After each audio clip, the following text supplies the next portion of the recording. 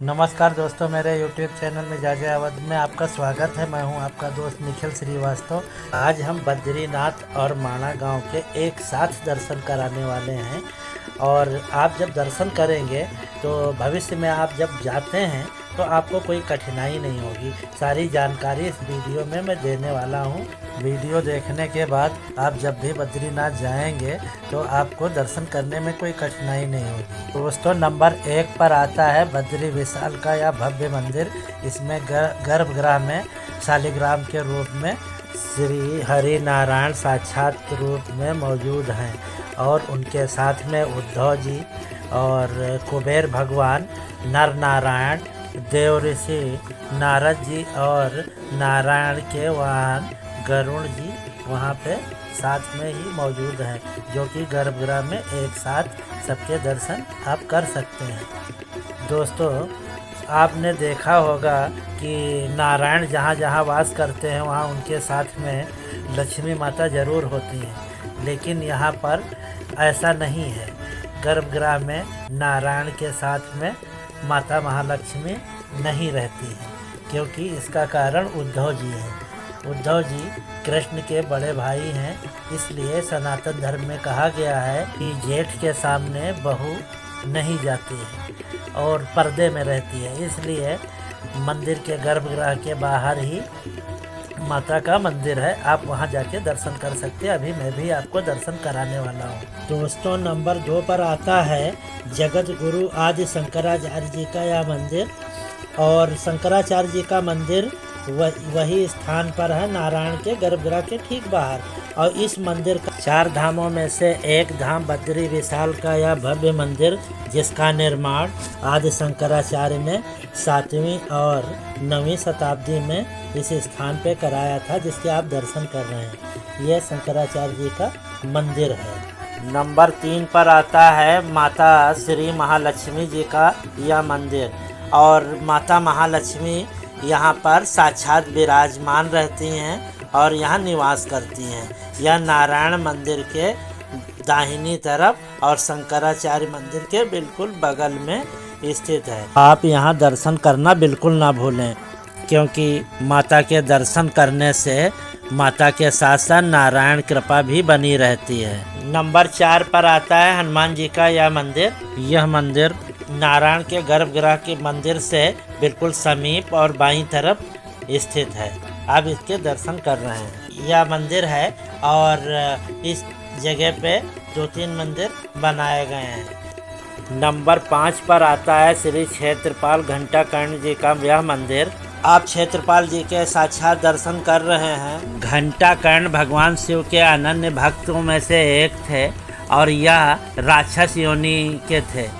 घंटाकर्ण भगवान शिव के अतिरिक्त किसी की बात नहीं सुनना चाहते थे, इसीलिए अपने कानों में घंटा बांध रखे थे। एक बार भगवान शिव से घंटाकर्ण ने अपनी मुक्ति के लिए कहा। तब भगवान शिव ने कहा, तुम नारायण की शरण में जाओ, बद्रिकाश्रम जाओ और वहाँ उनसे मिलो, वही तुमको मुक्ति दे सकते हैं। तब वह उदास हो गए। तब भगवान शिव ने कहा, चलो हम एक और रास्ता बताते हैं।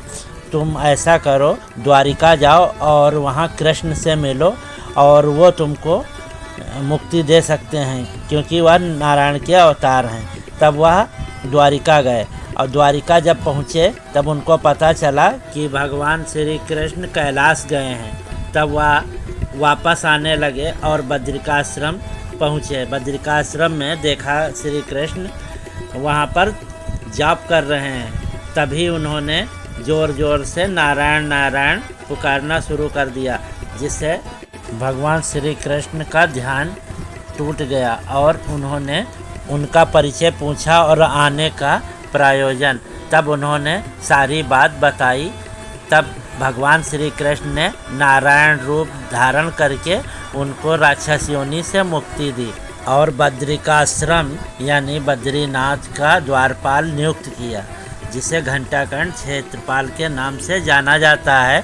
जैसे केदारनाथ में काल भैरव, वैसे यहाँ पर बद्रिकाश्रम यानी बद्रीनाथ में घंटाकर्ण क्षेत्रपाल यहाँ की रक्षा करते हैं और जब यहाँ पर कपाट बंद होते हैं उसके बाद क्षेत्रपाल का कपाट बंद होता है, और जब कपाट 6 महीने के बाद जब कपाट खुलते हैं तो उसके पहले ही घंटाकर्ण क्षेत्रपाल के कपाट खोल दिए जाते हैं। इस तरीके से इनकी महिमा है, और यह आने वाले श्रद्धालुओं की रक्षा करते हैं, उनको निमंत्रण भेजते हैं। जय हो श्री घंटाकर्ण क्षेत्रपाल की जय।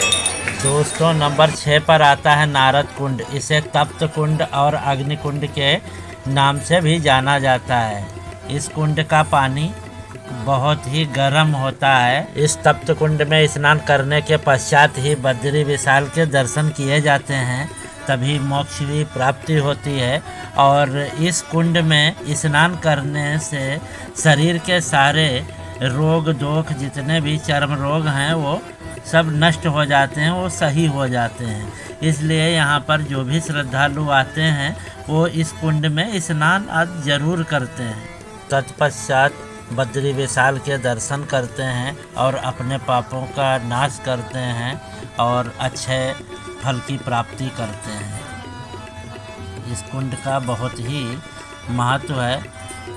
यहाँ पर एक और कुंड बनाया गया जिसमें महिलाएं स्नान करती हैं। 2 कुंड हैं, एक पुरुषों के लिए और एक महिलाओं के लिए। जब भी आप आइए यहाँ आप स्नान कर सकते हैं। जून के महीने में बद्रीनाथ का तापमान 9 डिग्री सेल्सियस रहता है और रात में माइनस में बदल जाता है, लेकिन इस तप्त कुंड का पानी इतना गर्म रहता है, यह आश्चर्यजनक बात है।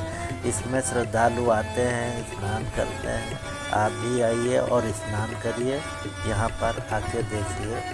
आप देख रहे हैं रात्रि के 8 बजे श्रद्धालु यहाँ पर तप्त कुंड में स्नान कर रहे हैं। देखिए कितना गर्म पानी, इसकी भाप आप उड़ती हुई देख रहे हैं। यह बहुत ही चमत्कारिक कुंड है। दोस्तों, नंबर 7 पर आता है चरण पादुका। चरण पादुका वह स्थान है जो नारायण पर्वत और नीलकंठ पर्वत पे विराजमान है। यह नारायण के चरण चिन्ह है जो कि बद्रीनाथ मंदिर से 3 किलोमीटर की ऊंचाई पर हैं। आप दर्शन कर सकते हैं। नंबर 8 पर आता है नीलकंठ पर्वत। आप दर्शन कर रहे हैं, यह नीलकंठ पर्वत है जो कि नारायण पर्वत के बिल्कुल सटा हुआ। आप देख रहे हैं, दर्शन कर रहे हैं नीलकंठ पर्वत के। दोस्तों, नंबर 9 पे आता है नर नारायण पर्वत। नर नारायण पर्वत वह स्थान है जहाँ पर नारायण के अंशावतार नर नारायण ने तपस्या करी। द्वापर युग में यही नर नारायण नाम के ऋषि कुमारों ने कृष्ण और अर्जुन के रूप में पृथ्वी पर जन्म लिया। दोस्तों, नंबर 10 पर आता है माणा गांव। माणा गांव बद्रीनाथ से 3 किलोमीटर की दूरी पर है और इस गांव की इतनी महिमा है कि यहाँ पर जो भी इंसान आता है वो कभी गरीब नहीं रहता। यह श्राप मुक्त गांव है, यह शिव का स्थान है, यह बहुत ही पवित्र स्थान माना गया है। इसलिए यहाँ पे लोग दूर दूर से आते हैं। यहीं पे गणेश गुफा है, व्यास गुफा है और सरस्वती नदी का उद्गम है और बहुत कुछ है। यहाँ से स्वर्गारोही का रास्ता जाता है। तो इसलिए इस गांव की एक अद्भुत अपनी अलग महिमा है। यहाँ दूर दूर से लोग ज़रूर घूमने आते हैं और यहाँ पे सारे मंदिरों के दर्शन करते हैं। नंबर 11 पर है गणेश गुफा। गणेश गुफा माणा गांव का वह स्थान है जहाँ पर बैठकर गणेश जी ने व्यास जी के कहने पर महाभारत लिखी और यह वह पवित्र स्थान है। यहाँ पर गणेश जी के साक्षात दर्शन होते हैं और यह आप देख रहे हैं गणेश गुफा। ये इसी स्थान पे बैठकर भगवान गणेश ने महाभारत लिखी थी अपने हाथों से और यह इतना पवित्र स्थान है कि आप दर्शन कर रहे हैं। 12वें नंबर पर भगवान व्यास जी की गुफा है। इसे व्यास पोथी के नाम से भी जाना जाता है। आप देख रहे हैं, दर्शन कर रहे हैं। यह बहुत ही पवित्र स्थान है। यह भी माणा गांव में स्थित है। गणेश गुफा से थोड़ी दूर ऊंचाई पर यह गुफा आती है। और यहाँ पे बैठकर भगवान वेद व्यास ने 18 पुराण लिखे और यहीं पर वेदों को 4 भागों में व्यास जी ने बांटा। यह वही पवित्र स्थान है। आप साक्षात वेद व्यास जी के दर्शन कर रहे हैं और यहीं से पांडव जब स्वर्गारोही पे गए तो यहाँ व्यास जी से आशीर्वाद लेने के बाद ही आगे गए। 13 नंबर पर माता सरस्वती नदी का उद्गम स्थान है। यहाँ पे आप देख रहे हैं यहीं से सरस्वती माता का उद्गम हुआ और यहीं पे कुछ दूरी पर जाकर माता अलकनंदा में मिल जाती हैं और यहाँ संगम होता है माता सरस्वती और माता अलकनंदा का, जिसे केशव प्रयाग भी कहा जाता है। श्रद्धालु यहाँ से सरस्वती माता का जल अपने घर ले जाते हैं। कहावत है कि यहाँ का जल अपने बच्चों को जब पिलाते हैं तो उनकी बुद्धि तेज होती है और वह समस्त विद्याओं में निपुण हो जाते हैं, इसलिए यहाँ से अपने साथ जल जरूर ले जाते हैं।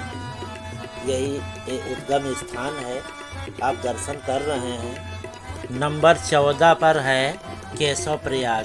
केशव प्रयाग उस स्थान को कहा जाता है जहाँ पे सरस्वती नदी और अलकनंदा नदी का संगम होता है। आप दर्शन कर रहे हैं, ये देखिए कितना सुंदर विहंगम दृश्य। आप दर्शन करिए और आशीर्वाद लीजिए। जय सरस्वती मैया। नंबर 15 पर है भीमपुल। भीमपुल वह स्थान है जब पांडव स्वर्ग जा रहे थे तो माता सरस्वती नदी का इतना तेज वेग था कि द्रौपदी डर गई। तब भीम ने यह शिला उठा के नदी के दोनों सिरों पर रख दिया। आप जो देख रहे हैं इसी शिला को उठाकर भीम ने नदी के ऊपर रखा था, इसीलिए इस स्थान का नाम भीमपुल पड़ा और इसी के ऊपर निकल के स्वर्गारोही पर पांडव गए। कहा यह भी जाता है कि द्रौपदी इतना ज़्यादा डर गई थी कि यहाँ से कुछ दूरी पर जाके स्वर्गारोही मार्ग जो है वहीं पे उन्होंने अपने प्राण त्याग दिए और वहाँ उनका एक मंदिर बना है। अभी वहाँ भी आप लोगों को ले चलूँगा। नंबर 16 पे आता है स्वर्ग की सीढ़ी। आप देख रहे हैं यह गेट है, इसी गेट के माध्यम से स्वर्ग का रास्ता गया है और जैसे ही इस गेट को पार करेंगे आप स्वर्ग के रास्ते पर चल पड़ेंगे। ये देखिए मूर्तियाँ बनाई गई हैं, ये स्वर्ग का रास्ता है और यह वसुधारा फाल और द्रौपदी मंदिर, सटोपंथ और स्वर्ग की सीढ़ी तक यही रास्ता गया हुआ है। अभी तो आपको बहुत अच्छा रास्ता दिख रहा है, लेकिन जैसे जैसे ऊपर की ओर आप बढ़ेंगे वैसे वैसे यह रास्ता ख़राब होता चला जाएगा और मौसम भी बहुत ख़राब होता चला जाएगा। बहुत ही भाग्यशाली लोग होते हैं जो स्वर्ग की सीढ़ी तक पहुंच पाते हैं। और सटोपंथ ताल वह स्थान है जहां पे त्रिकोणीय वो लेक है जिसमें ब्रह्मा विष्णु महेश आज भी स्नान करने आते हैं। एकादशी वाले दिन हलचल महसूस होती है। लोग जो वहाँ रहते हैं उन्होंने साक्षात उस हलचल को महसूस किया है और देखा है कि वहाँ पे कोई सुबह सुबह स्नान कर रहा है। दोस्तों नंबर 17 पर आता है त्रिपुर सुंदरी द्रौपदी जी का यह मंदिर और इसी मंदिर में इसी स्थान पे उन्होंने अपने प्राण त्यागे थे। उस पे आज ये मंदिर बन के खड़ा हुआ है और यहाँ पर श्रद्धालु जब स्वर्ग की यात्रा पर जाते हैं तो यहाँ आके दर्शन करते हैं। दोस्तों यह मंदिर देख रहे हैं, इसी स्थान पर द्रौपदी ने अपने प्राण त्यागे थे। यह मंदिर बंद है, अभी मैं आपको दर्शन कराने की कोशिश करूँगा। यहाँ से शायद दर्शन हो सकते हैं। ये देखिए अंदर के दर्शन। यहीं पर देवी द्रौपदी ने अपने प्राण त्यागे थे और यहीं से द्रौपदी की मृत्यु के पश्चात पांचों पांडवों ने इसी स्थान से आगे की यात्रा फिर से प्रारंभ करी। माड़ा गांव से 7 किलोमीटर की दूरी पर वसुधारा फाल है और यहाँ पर श्रद्धालु जाते रहते हैं और बताया जाता है कि इस वसुधारा फाल का पानी उसी इंसान पर गिरता है जो शुद्ध आत्मा होता है। पापी आत्मा वाले इंसान पे इसका पानी एक बूंद भी नहीं गिरता है। यह प्राकृतिक झरना है। बताया जाता है कि यहाँ पे अष्टवसुओं ने तपस्या करी थी और इसी कारण यह बहुत पवित्र स्थान माना गया है। और इनके पांडवों के भाई नकुल ने यहाँ पे प्राण त्यागे थे। दोस्तों, जितने दर्शन हमने करे उतने दर्शन हमने आपको कराने की पूरी कोशिश करी। आगे भी दर्शन कराता रहूँगा। आपसे अनुरोध है कि अगर मेरे चैनल पर आप नए हैं तो कृपया मेरे चैनल को सब्सक्राइब कर दीजिए, बेल आइकन का बटन दबा दीजिए ताकि आपके पास नोटिफिकेशन आ सके। और अगर आप सब्सक्राइबर हैं तो आप मेरे वीडियो को कमेंट कर दीजिए, लाइक कर दीजिए और अपने दोस्तों को शेयर कर दीजिए ताकि ज़्यादा से ज़्यादा सनातनी इस पवित्र स्थानों के दर्शन कर सकें।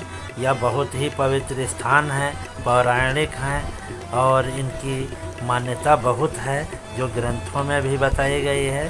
तो इसलिए आप इस वीडियो को शेयर ज़रूर करिए। जो लोग नहीं जानते हैं वह लोग इसकी महिमा जान सकें, उनको भी पुण्य का लाभ मिल सके।